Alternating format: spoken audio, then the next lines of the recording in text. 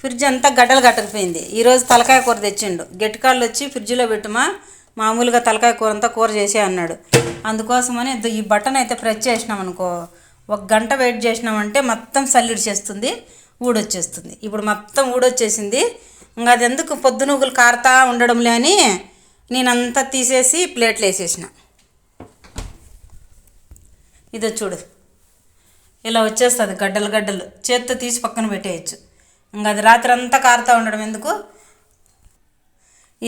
ఈ బటను ఇట్లా మామూలుగా లెవెల్గా ఉంటుంది. దాన్ని కొంచెం లోపలికి వచ్చేసినాం అనుకో, అదే కారి కారి కారి కారి మళ్ళీ ఆ బటన్ బయటకు వచ్చేస్తుంది. అది కథ.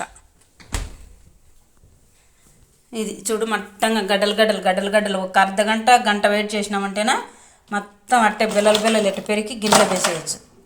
ఇంకా లేదంటే ఇంకా అది బొట్టు బొట్టు బొట్టు బొట్టు కర్రీ కారుతానే ఉంటుంది. వెనకాల బాక్స్ నిండిపోతుంది. మళ్ళీ అది ఇప్పి ఊడబెరికి పారబోయాల.